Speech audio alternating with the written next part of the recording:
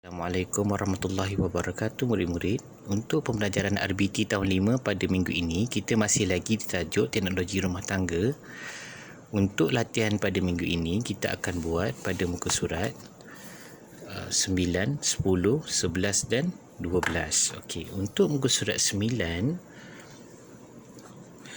kamu perlu membuat penilaian bagi lakaran yang dipilih dan membuat penambahbaikan. Okey. Untuk muka surat 9 ini, dia dah bagi awak satu contoh lakaran, iaitu lakaran apron. Untuk lakaran ini, kamu perlu membuat penilaian berdasarkan rupa, ruang, saiz dan nilai. Letakkan huraian di sini. Kamu boleh melihat contoh di buku teks pada muka surat 12 dan 13. Okey, di sini ada ditunjukkan contoh untuk membuat penilaian bagi lakaran.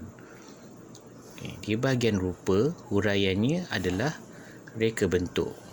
Tuliskan reka bentuk di bahagian huraian rupa reka bentuk. Kemudian, untuk kesesuaiannya, kamu hendaklah menilai sama ada sesuai atau tidak sesuai. Jawapan ini tiada betul atau tiada salah.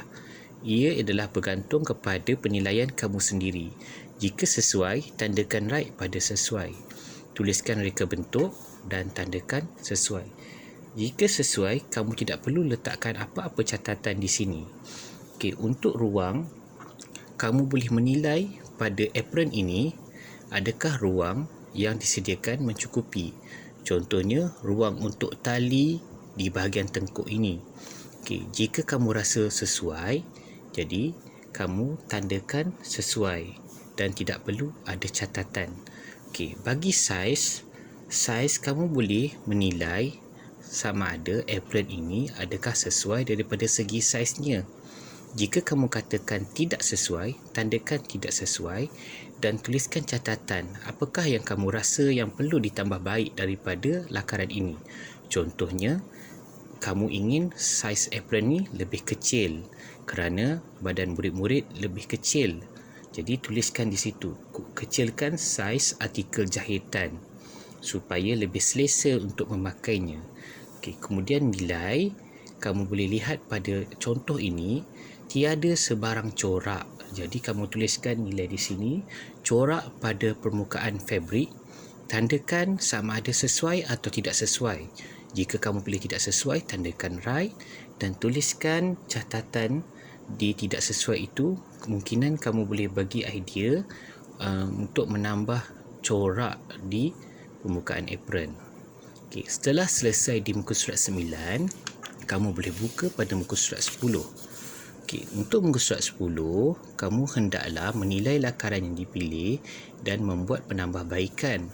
Kamu lukiskan apron di sebahagian ini berdasarkan apa yang telah kamu tulis di sini.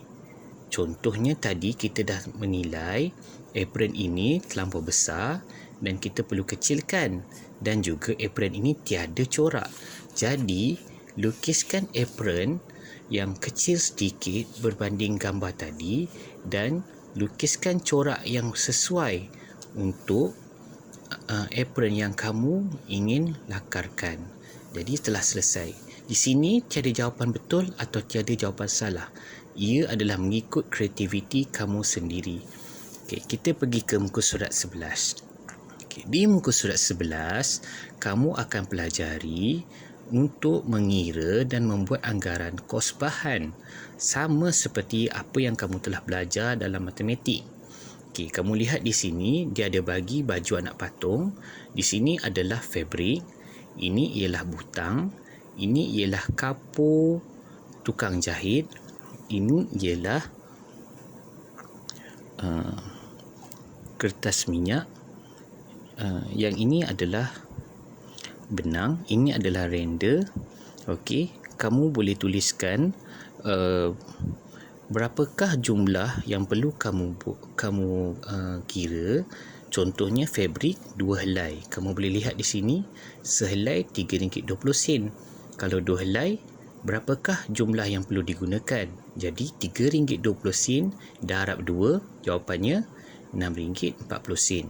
Untuk render diperlukan 3 helai. Ini render. Okey, rendernya RM1.20 selai. Kalau 3 helai, RM1.20 darabkan 3. Jadi RM3.60. Untuk butang 3 biji. Kalau kamu tengok di sini 40 sen sebiji. Jadi berapakah nilai yang perlu kamu guna? Jadi 40 sen kali 3, jawapannya RM1.20. Okey, untuk benang 20 sen sahaja. Untuk kapur 10 sen sahaja. Untuk kertas minyak 50 sen sahaja. Jadi tambahkan ke semua jumlah ini untuk mendapatkan jumlah anggaran kos. Okey, seterusnya latihan yang terakhir adalah kamu perlu menuliskan aktiviti yang dijalankan untuk menghasilkan artikel jahitan berdasarkan gambar rajah dalam ruang yang disediakan. Okay, kalau kamu tengok pada gambar pertama, kamu tengok apakah aktiviti yang dibuat. Yang gambar kedua, gambar ketiga, gambar keempat dan gambar yang kelima. Jadi, kamu tuliskan perkataan yang di atas ini di dalam ruang yang disediakan. Ingat, kamu dah belajar tentang fungsi setiap alat jahitan. Jadi, cikgu rasa soalan ini mudah untuk kamu. Cikgu bagi contoh. Untuk yang pertama ni, memotong fabrik menggunakan gunting fabrik. Carikan gambar mana yang gambar memotong. Okey, nombor 4. Tuliskan memotong fabrik menggunakan gunting fabrik di sini. Begitulah seterusnya sehingga selesai 5 soalan. Itu saja untuk minggu ini. Cikgu harap kamu dapat membuatnya dengan berjaya, insya-Allah. Terima kasih semua.